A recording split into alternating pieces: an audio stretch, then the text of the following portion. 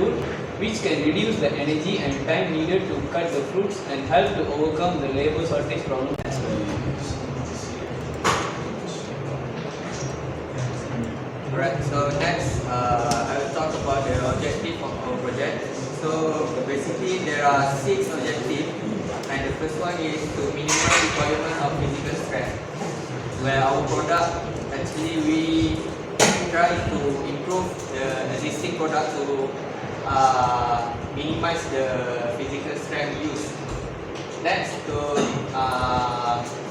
second objective is requires minimum skill and experience to cut, and then our product also can identify the brightness of the oil palm fruit, which we integrated with the IoT system, where we put some component in our product to detect the ripeness of the fruit.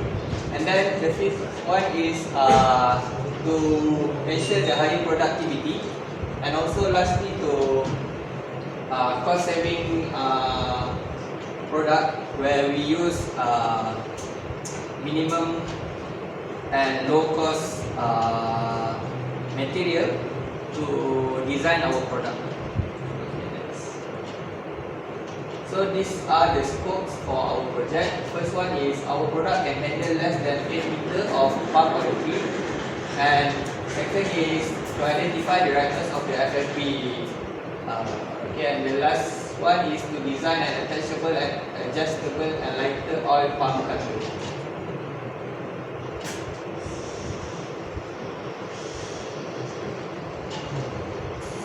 So the problem statement is the method of harvesting is physically demanding. Therefore, due to the exhaustion of the workers, the number of harvested fruit cannot reach a higher amount. And harvesting oil palm FFP at the right stages of ripeness is critical to ensuring optimal quality and quantity of oil production and gives profitability to the industry. And lastly, the harvesting process requires physical strength, skillful and experienced worker to identify and cut ripe FFP.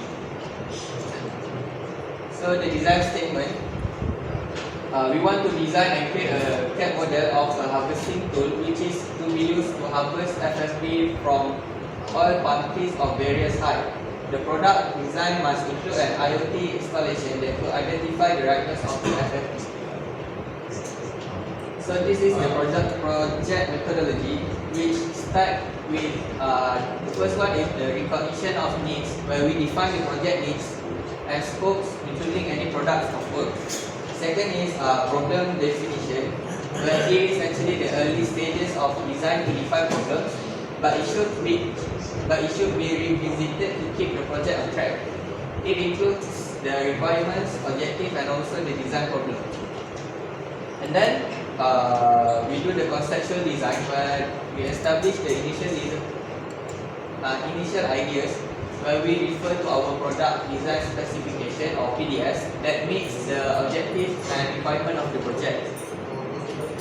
And then after we go through the conceptual design, we manage to get the final design after go through the evaluation form, screening, and also scoring metrics.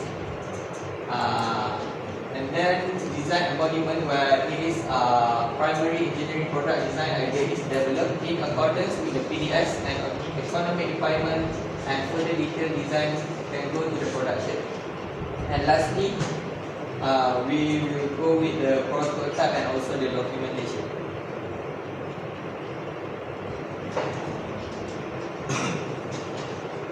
As for our background study, Malaysia is one of the key countries in the combination of oil palm planting and the second largest of oil palm after Indonesia.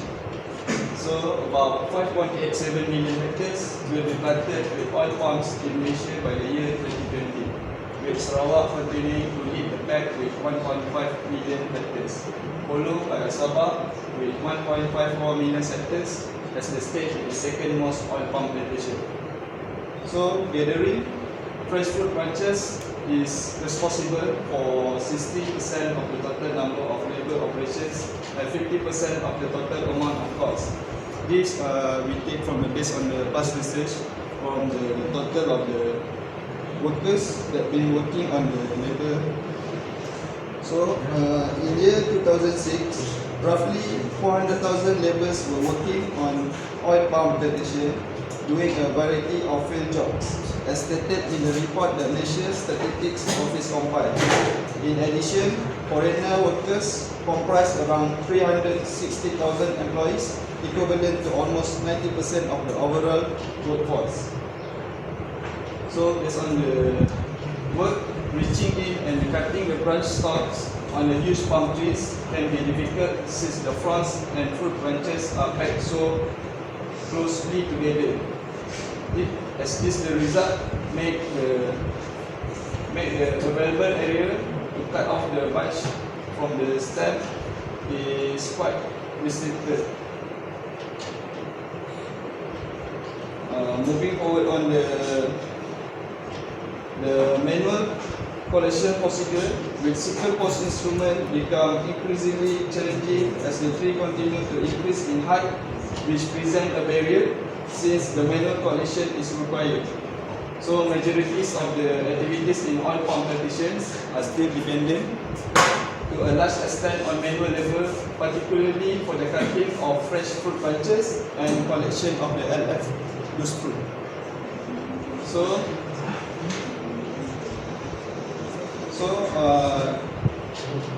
Therefore, the harvester and the collector are at the risk of acquiring musculoskeletal disease as a direct consequence of the awkward and repeated postures that are required of them during the workdays.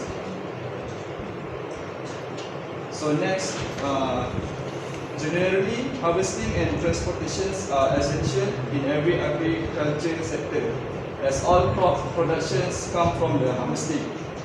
FBB harvesting requires a professional person to cut the fresh fruit off the bunch stem. The harvesting technique comprises a detailed stage in acquiring the fruit bunch. This job consists of pruning, cutting the fresh fruit bunch, gathering the bunches, collecting the loose fruit, and transporting the fruit bunch. As we know, pruning is one of the crucial process which clear out the stem and excessively to give workers a proper angle to cut off the fruit. So as for the cutting the fresh fruit bunch, the chisel or sickle is the manual tool which the worker in the palm oil plantation use to cut the oil palm fronds and fruit bunches. And based on the past result, the chisel or sickle is most of the efficient method that be used by the workers in plantation oil palm. So as for the gathering the bunches, the process will be the collecting the fruit bunches from the ground to the wheelbarrow or trucks manually. Sometimes the worker will use a metal pole or a stick to carry the FBB to the wheelbarrow. As for the collecting the loose fruit, the terms loose fruit mechanisms refer to a piece of machinery that assists plantation workers in collecting loose fruit that has been peeled away from the fruit bunches.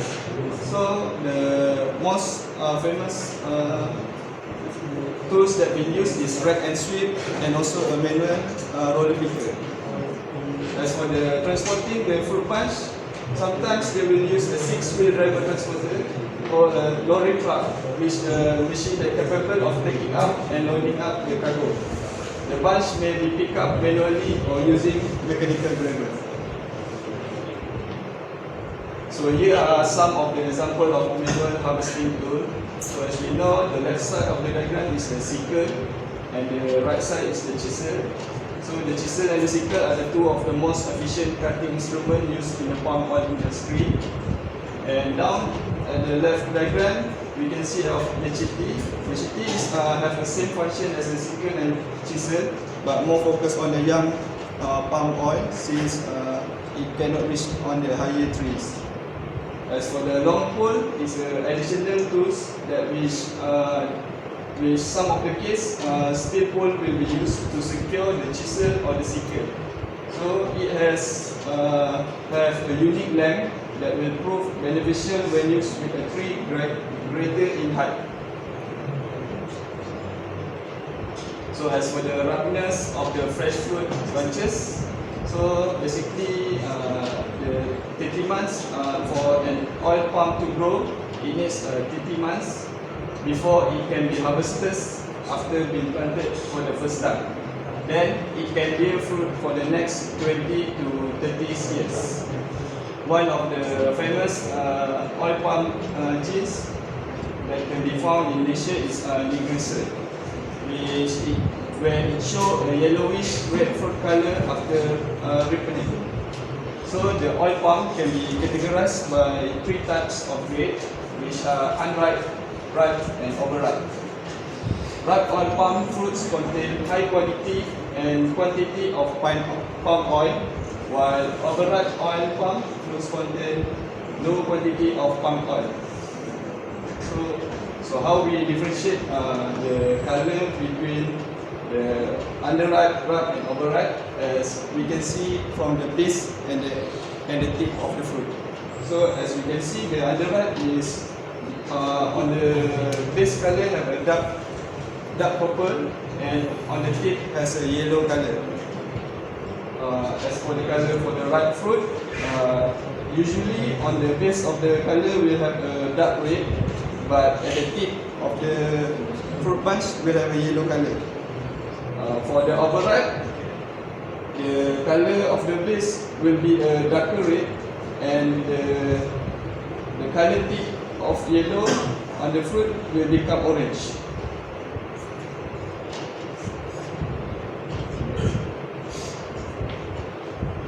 Next, we look on the product design specification. So first of all, we look into the performance. The machines must be able to cut the tree stem easily. Next is the operation of the machine can be fully automatic or semi-automatic. The operation of this machine needs to be user-friendly and simple to operate. Next is the machine needs to have ability to reach maximum height of 6 meters. Harvesting using the device will achieve 100 to 300 fruits per day. The machine can be used in any type of terrain based on the plantation condition. Next, we look on our material. The material used need to be lightweight, strong and steady to perform all the harvesting process during operation. The material needs to be environmentally friendly, resistant to corrode, water, dust and chemicals. And the cost, the machine price will be around 3,500 ringgit. Maintenance cost will be 50 ringgit per treatment. Battery replacement will be around 150 ringgit. Next, we will go to the customer. Our customer will be the oil palm plantation company or the local houses. Next, we look on the maintenance. So our system will be easy to maintain. All spare parts can be accessed in any hardware. All parts need to be standard sizing size. The size will be 4 meters in length. The height of the machines can be extended until 8 meters high. Safety, the operating and handling of the product must be obeying the OSHA and local health laws. Any moving parts will be equipped with an automatic stop system that can prevent injury to the worker while operating the product. The user manual and instructions will be provided within the package. Steering certified and ergonomic hand grip for worker to handle heavy load. Next is the service life. The battery life will be 2 years. Main tool is 5 years depending on how frequent it is used. The blades can be used for 2 years. Next is the weight. The maximum allowable weight of the machine is less than 8 kg, which is very light. And the ergonomic is controlled by one operator. The operator is capable in terms of age, physicality and skills. So for the designing phase, we basically have 2 phases. Each phase was split into the individual section and group section. So starting off, each of us made our own concept generation. We made our own morphological chart equipped with 5 columns. The functions required in the morphological chart, we discussed it prior. It was all based on our objective, scope as well as our PDS. So each of us made 3 sketches, and then we moved on to the part 2 of the phase 1, where we basically discussed, we came up with our scoring and screening method. Once again, we decided the functions needed based on our objective PDS and such. We also assigned the weightage based on those requirements. So we scored each of our sketch and we selected 5. So our rule here was that each person will have one selected sketch because each of us, we had our own ideas and creativity. And those 5 sketches, they were brought into the phase 2, where those 5 sketches, they were broken down into their components, and those components were added to a new morphological chart, our group morphological chart. And within this morphological chart, each of us was assigned to add one new column, and after that, we made one new sketch per individual. So finally, we then scored it again, and we discussed on the final sketch whether we should add further refinements and possibly other ideas such as the materials. However, that is still an ongoing process. So here are some of our individual sketches. So with our discussion, basically for the initial part, we were still very open. We were discussing based on tools, machinery, even drones. But most of all, we were focusing a bit more towards the tools because based on our objective at PDS, this was actually one of the most cost saving. However, we didn't want to omit the idea that machine can still be quite useful to compare. Screening, okay. So for screening and scoring, our criteria is the same. However, over here we added the weightage. So as you can see here, based on our discussion, we decided to give the highest weightage to functionality because based on our discussion, for the engineering person, the functionality should be given the priority. Therefore, it has the highest weightage of 15%. Second in place was the load handling because we didn't want the blades to kind of become dull or even break. So it was kind of like to decrease the possible maintenance. Other than that, ease of operation, safety, durability, and even eco-friendly because we decided that in this day and age, eco-friendly is actually a very important issue. Next. For phase 2, here is our group morphological chart. So once again, over here in the sketches, we have 2 tools, 1 machine, and another 2 tools. Basically over here, we were once again more keen towards the tool side. And based on our scoring, the winning sketch, the one that we decided was the best, was the sketch made by HAZIQ.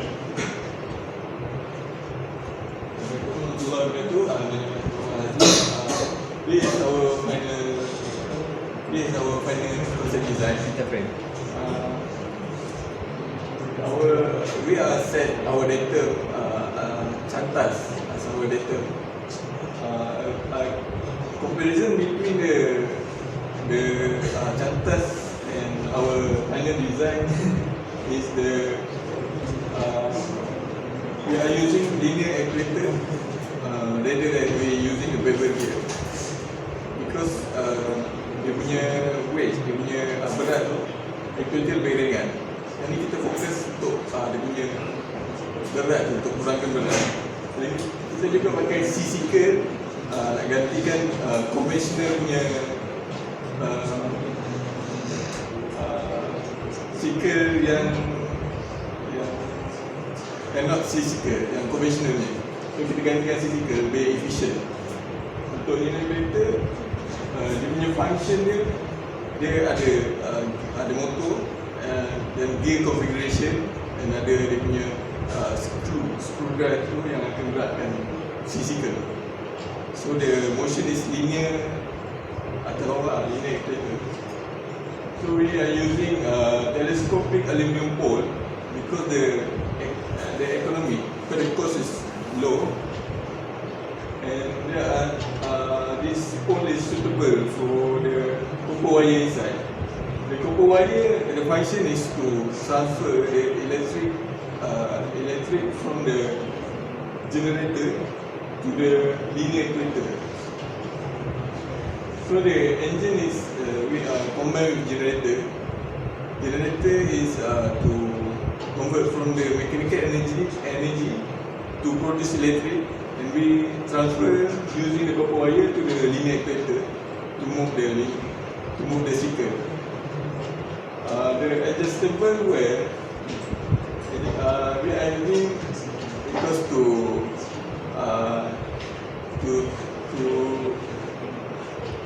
transfer from, for example, from MOHD to the palm oil plantation. We are not just bawa macam tu, kita suruh we just adjustable way. Tapi time harvest tu dia boleh buka just untuk transfer bila satu area satu area. Regulators for the we are using color sensor. Color sensor is to detect the richness of color dia punya buah tu.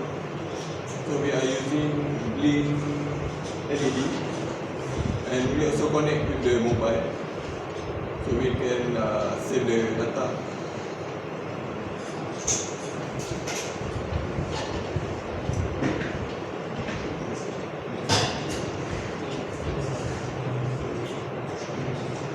So in conclusion, final design that we choose managed to achieve the objective of a project. So the objective which is to harvest the oil palm with minimum requirement of physical strength, requirement of minimum skills and experience to cut, can easily identify the ripeness of the oil palm fruit, cost saving integrated with IoT and higher productivity.